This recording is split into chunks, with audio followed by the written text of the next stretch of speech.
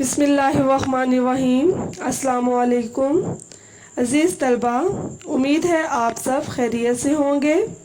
اردو برائے جماعت ششم، سبق نمبر 13، سبق کا نام پرانا کوڈ، جو کہ صفحہ نمبر 39 اور 40 پر موجود ہے۔ آج کا سبق پڑھنے کے بعد آپ اس قابل ہو سکیں گے، مزاحیہ ادب سے روشناس ہو سکیں گے، یہ جان لیں گے کہ مزاحیہ شاعری میں بھی ایک پیغام موجود ہوتا ہے۔ مزاحیہ شاعری میں کسی انسانی یا معاشرتی ناہمواری پر براہ راست تنقید کرنے کے بجائے بالواسطہ تنقید کی جاتی ہے۔ آج کے سبق میں ہم کیا کیا سیکھیں گے؟ مزاحیہ ادب سے مراد مزاح نگار کسے کہتے ہیں، شاعر کا تعارف، مارکو پولو اور واسکو ڈی گاما کون تھے، نظم کی بلند خوانی، آسان تشریح، مشقی سوالات کا حل، معنی لکھیں، تذکیر و تانیث، ہم آواز الفاظ، مصرع مکمل کریں، متضاد الفاظ، الفاظ کا جملوں میں استعمال، تلمیح کیا ہے، پرانا کوڈ کا خلاصہ، مرکب جملوں کا سادہ جملوں میں استعمال، کالم ملانا، درخواست نویسی۔ سب سے پہلے مزاحیہ ادب کیا ہے اور مزاح نگار کسے کہتے ہیں؟ جس تحریر میں شگفتگی پائی جائے اور ہلکے پھلکے انداز میں معاشرے میں پائی جانے والی کمزوریوں کو بیان کیا جائے، مزاحیہ ادب کہلاتا ہے۔ اور مزاح نگار، جو ادیب مزاحیہ تحریریں لکھتے ہیں، مزاح نگار کہلاتے ہیں۔ اس نظم کو لکھنے والے ہیں سید ضمیر جعفری۔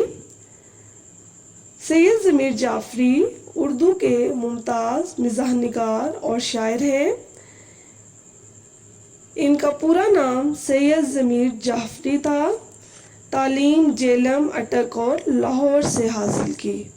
انہوں نے مزاحیہ ادب میں بہت نام کمایا۔ اس نظم میں دو اہم شخصیات کا ذکر کیا گیا ہے، مارکو پولو اور واسکو ڈی گاما۔ تو مارکو پولو کون تھا؟ مارکو پولو اٹلی کا ایک تاجر اور مہم جو تھا۔ اس نے دنیا کے کئی ملکوں کا سفر کیا۔ Vasco da Gama, Vasco da Gama نے جنوبی افریقہ کے گرد گھوم کر ہندوستان تک بحری راستہ دریافت کیا تھا۔ اب ہم نظم کی بلند خوانی کریں گے۔ خریدا جاڑوں میں نیلام سے پرانا کوٹ، جو پھٹ کے چل نہ سکے یہ نہیں ہے ایسا نوٹ، پرانی وضع کا بے حد عجیب جامہ ہے، پہن چکا اسے خود واسکو ڈی گاما ہے، نہ دیکھ کوہنیوں پر اس کی خستہ سامانی، پہن چکے ہیں اسے ترک اور ایرانی، جگہ جگہ یہ پھرا مثل مارکو پولو، یہ کوٹوں کا لیڈر ہے اس کی جے بولو، بڑا بزرگ ہے یہ گو قلیل قیمت ہے، میاں بزرگوں کا سایہ بڑا غنیمت ہے، جو قدردان ہیں وہ جانتے ہیں قیمت کو، کہ آفتاب چرا لے گیا ہے رنگت کو، جگہ جگہ جو یہ دھبے ہیں اور چکنائی، پہن چکا ہے کبھی اس کو کوئی حلوائی، گزشتہ صدیوں کی تاریخ کا ورق ہے یہ کوٹ، خریدو اس کو کہ عبرت کا ایک سبق ہے یہ کوٹ۔ سید محمد جعفری۔ نظم کی آسان تشریح۔ خریدا جاڑوں میں نیلام سے پرانا کوٹ، جو پھٹ کے چل نہ سکے یہ نہیں ہے ایسا نوٹ، پرانی وضع کا بے حد عجیب جامہ ہے، پہن چکا اسے خود واسکو ڈی گاما ہے۔ اس نظم میں شاعر کہتے ہیں کہ میں نے سردی کے موسم میں نیلام گھر سے کوٹ خریدا. یہ کوٹ پرانے کوٹ کی طرح نہیں جو کہ پھٹ جانے کے بعد بازار میں کارآمد نہیں، بلکہ یہ بہت کارآمد کوٹ ہے. یہ کوٹ پرانی وضع کا بہت عجیب و غریب لباس ہے جسے واسکو ڈی گاما بھی استعمال کر چکا ہے. نہ دیکھ کوہنیوں پر اس کی خستہ سامانی، پہن چکے ہیں اسے ترک اور ایرانی. جگہ جگہ یہ پھرا مثل مارکو پولو، یہ کوٹ کوٹوں کا لیڈر ہے اس کی جے بولو. اس کی پرانی کوہنیوں کی طرف دھیان نہ دو، یہ تو وہ ہے جسے ترک ایرانیوں نے بھی پہنا ہے. اس کوٹ نے مارکو پولو کی طرح کئی جگہوں کی سیر کی ہے اور یوں معلوم ہوتا ہے کہ یہ کوٹ سارے پرانے کوٹوں کا لیڈر اور رہنما ہے. اسے زندہ باد کہیے. بڑا بزرگ ہے یہ گو قلیل قیمت ہے، میاں بزرگوں کا سایہ بڑا غنیمت ہے. یہ کوٹ بڑی عمر کا مالک اور سب سے کم قیمت کا بزرگ کوٹ ہے، اور یاد رکھیں کہ بزرگوں کا سایہ بڑا غنیمت ہوتا ہے. صفحہ نمبر 40 پر آ جائیں. جو قدردان ہیں وہ جانتے ہیں قیمت کو، کہ آفتاب چرا لے گیا رنگت کو. جگہ جگہ جو یہ دبے ہیں اور چکنائی، پہن چکا ہے کبھی اس کو کوئی حلوائی. گزشتہ صدیوں کی تاریخ کا ورق ہے یہ کوٹ، خریدو اس کو کہ عبرت کا ایک سبق ہے یہ کوٹ. جو لوگ کوٹ کی اہمیت کو سمجھتے ہیں وہی اس کی قیمت سے بھی آگاہ ہیں. کوٹ کی رنگت کو سورج کی تپش نے کم کر دیا ہے اور اس کا رنگ بھی پھیکا پڑ گیا ہے. یہ کوٹ جگہ جگہ سے داغدار ہو گیا ہے اور چکنائی کے داغ دھبے اس پر پڑ گئے ہیں. ایسا معلوم ہوتا ہے کہ کسی وقت میں اسے کسی حلوائی نے بھی استعمال کیا ہے. یہ کوٹ گزشتہ کئی سالوں کی تاریخ کا چھوڑا ہوا ورق ہے، یعنی ماضی کی نشانی ہے. اس کو خرید لینا چاہیے. پیارے طلبہ، یہ تو تھی نظم کی آسان تشریح. امید ہے آپ سب سمجھ گئے ہوں گے. اب ہم آتے ہیں مشقی سوالات کے حل کی طرف. اس نظم میں کون سی دو تاریخی شخصیات کا ذکر آیا ہے؟ تو پیارے طلبہ، کون سی دو تاریخی شخصیات کا اس سبق میں ذکر آیا ہے؟ مارکو پولو اور واسکو ڈی گاما کا. کوٹ پر چکنائی کے دھبوں کا باعث کیا ہے؟ کوٹ پر چکنائی کے دھبوں کی وجہ یہ ہے کہ اسے کوئی حلوائی استعمال کر چکا ہے. کوٹ کو تاریخ کا ورق کیوں کہا گیا ہے؟ کوٹ کو تاریخ کا ورق اس لیے کہا گیا ہے کہ اس کو کئی اہم شخصیات نے بھی پہنا ہے اور یہ کئی جگہوں سے گھوم پھر کر یہاں تک پہنچا ہے، تو اس لیے اس کو تاریخ کا ورق بھی کہا گیا ہے. یہ مزاحیہ انداز میں شاعر نے استعمال کیا ہے. پرانے کوٹ کو کون کون پہن چکے ہیں؟ پرانے کوٹ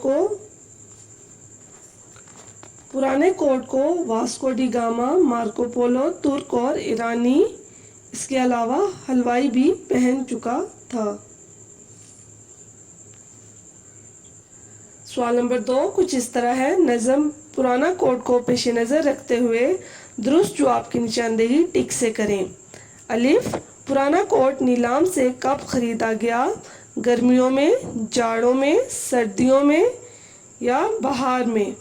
اگر پھٹ جائے تو چل نہیں سکتا. جوتا، کوٹ، ٹائر یا نوٹ؟ پرانا کوٹ کس وضع کا عجیب جامہ ہے؟ پاکستانی، پرانی، ایرانی یا جاپانی؟ پرانا کوٹ کس کی طرح جگہ جگہ پھرا ہے؟ ابن Battuta, Ibn Insha, Marco Polo, Vasco da Gama? پرانے کوٹ کی رنگت کون چرا لے گیا ہے؟ آفتاب، گلاب، مہتاب یا حالات؟ پیارے طلبہ، یہاں ہر سوال کے 4 ممکنہ جوابات آپ کو دیے گئے ہیں، جن میں سے ایک جواب درست ہے۔ درست جواب کی ٹک سے نشاندہی کریں۔ سوال نمبر 3 کچھ اس طرح ہے، درج ذیل الفاظ کے معنی لکھیں۔ قلیل، تھوڑا، آفتاب، سورج، وضع، شکل، صورت، جامہ، لباس، مثل، مانند۔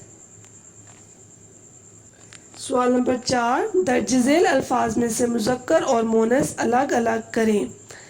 مذکر اور مونث کے متعلق آپ پہلے بھی پڑھتے آئے ہیں کہ جنس کے لحاظ سے اسم کی 2 اقسام ہیں، مذکر اور مونث۔ اب آپ نے ان الفاظ کی تذکیر و تانیث کرنی ہے اور بتانا ہے کہ کون سا لفظ مذکر ہے اور کون سا لفظ مونث ہے۔ اگر اسم مونث ہوگا تو اس کا فعل بھی مونث ہوگا، اور اگر اسم مذکر ہوگا تو اس کا فعل بھی مذکر ہوگا۔ الفاظ کچھ اس طرح ہیں، کوٹ، نوٹ، وضع، جامہ، تاریخ، ورق، عبرت، آفتاب، رنگت، چکنائی، حلوائی۔ پیارے طلبہ، اس میں سے آپ نے مذکر اور مونث الگ الگ کرنے ہیں۔ سوال نمبر 5 کچھ اس طرح ہے، شاعری میں ہم آواز الفاظ کو قافیہ کہتے ہیں کہ وہ الفاظ جن کی آوازیں ایک جیسی ہوں، ہم ان کو قافیہ الفاظ بھی کہتے ہیں۔ مثلا کوٹ اور نوٹ ہم آواز الفاظ ہیں۔ آپ نے اس نظم میں سے مزید 2 ایسے ہم آواز الفاظ تلاش کرنے ہیں جن کو ہم قافیہ کہتے ہیں، ٹھیک ہے؟ 2 ہم آواز الفاظ آپ نے تلاش کرنے ہیں، اور یہ آپ کو میں بار بار بتا رہی ہوں کہ ہم آواز الفاظ کو قافیہ الفاظ بھی کہا جاتا ہے۔ مناسب الفاظ کی مدد سے مصرعے مکمل کریں۔ الف، خریدا جاڑوں میں خالی جگہ سے پرانا کوٹ۔ خالی جگہ صدیوں کی تاریخ کا ورق ہے یہ کوٹ۔ جیم، نہ دیکھ کوہنیوں پر اس کی خالی جگہ۔ دال، پہن چکے ہیں اسے ترک اور خالی جگہ۔ ہے، جگہ جگہ یہ پھرا مثل خالی جگہ۔ واؤ، پہن چکا ہے کبھی اس کو کوئی خالی جگہ۔ پیارے طلبہ، اس سوال کو آپ سبق کے بلند خوانی کے بعد بآسانی حل کر لیں گے۔ سوال نمبر 7 کچھ اس طرح ہے، درج ذیل الفاظ کے متضاد لکھیں۔ تو متضاد کے متعلق آپ جانتے ہیں کہ کسی بھی لفظ کا الٹ یا مخالف لفظ متضاد کہلاتا ہے۔ یہاں پر آپ کو چند الفاظ دیے گئے ہیں جن کے آپ نے متضاد لکھنے ہیں۔ پرانا، قلیل، بڑا، گزشتہ اور خرید۔ پرانا، نیا، قلیل، زیادہ، بڑا، چھوٹا، گزشتہ، آئندہ، خرید، فروخت۔ سوال نمبر 8 درج ذیل الفاظ کو جملوں میں استعمال کریں۔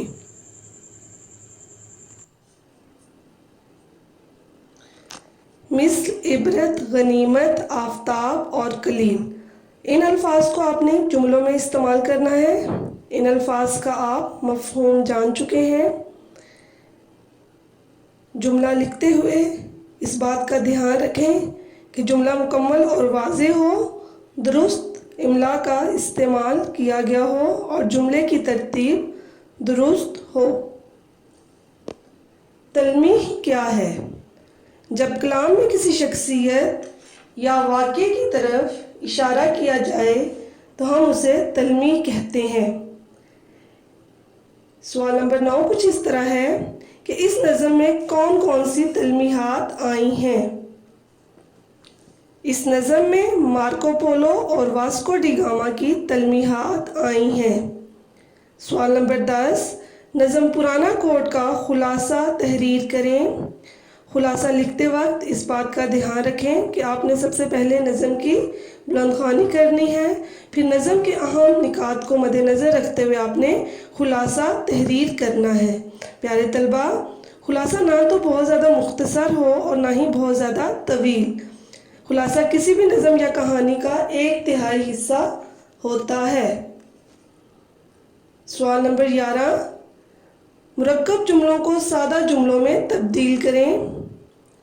تو سادہ جملہ وہ جملہ جس میں ایک بات یا ایک خبر بیان کی جائے تو ہم اسے سادہ جملہ کہتے ہیں، اور مرکب جملہ 2 سادہ جملوں سے مل کر مرکب جملہ بنتا ہے، اور ان دونوں جملوں کو ملانے کے لیے جو حروف استعمال کیے جاتے ہیں وہ کچھ اس طرح ہیں: لیکن، پھر، جو، مجھے، چونکہ وغیرہ۔ یہاں پر آپ کو جملے دیے گئے ہیں جن کو آپ نے سادہ جملوں میں تبدیل کرنا ہے۔ مرکب جملے آپ کو دیے گئے ہیں۔ اگرچہ وہ امیر ہے لیکن بڑا کنجوس ہے۔ بے، اس کی کیا مجال جو یہاں لڑائی کرے۔ جیم، تم نے نہیں کہا تو پھر یہ کس نے کہا ہے۔ دال، وہ کچھ ہی کہے پر مجھے یقین نہیں آتا۔ تو ہم پہلے جملے کو سادہ جملے میں تبدیل کر لیتے ہیں، باقی تینوں جملوں کو آپ نے خود سادہ جملوں میں تبدیل کرنا ہے۔ اگر آپ کو سمجھ نہ آئے تو آپ مجھ سے دوبارہ پوچھ سکتے ہیں۔ وہ امیر ہونے کے ساتھ بڑا کنجوس ہے۔ باقی جملوں کو آپ نے سادہ جملوں میں خود تبدیل کرنا ہے۔ سوال نمبر 12 کچھ اس طرح ہے: کالم الف کے الفاظ کو کالم بے کے متعلقہ الفاظ سے ملائیں۔ کالم الف کے الفاظ کچھ اس طرح ہیں: پرانا، لباس، آفتاب، مٹھائی، ورق۔ کالم بے کے الفاظ ہیں: مہتاب، نیا، جامع، سبق، حلوائی۔ تو پیارے طلبہ، آپ نے ان الفاظ کو متعلقہ الفاظ سے ملانا ہے۔ سرگرمی، آپ نے کوئی مزاحیہ نظم اپنی کاپی پر تحریر کرنی ہے۔ امید ہے آپ سب سمجھ گئے ہوں گے۔ اگر کوئی آپ کو دقت درپیش ہو آپ مجھ سے دوبارہ پوچھ سکتے ہیں۔ درخواست آپ نے لکھنی ہے: پرنسپل کے نام، درخواست برائے رخصت شادی۔ درخواست کا طریقہ کار آپ کو معلوم ہے، پچھلے اسباق میں ہم اس کے متعلق پڑھ چکے ہیں۔ گھر کا کام، سوال نمبر 1، سوال نمبر 3، 4، سوال نمبر 5، 8، 10، 11 آپ نے اپنی کاپی پر حل کرنا ہے۔ درخواست آپ نے اپنی کاپی پر لکھنی ہے۔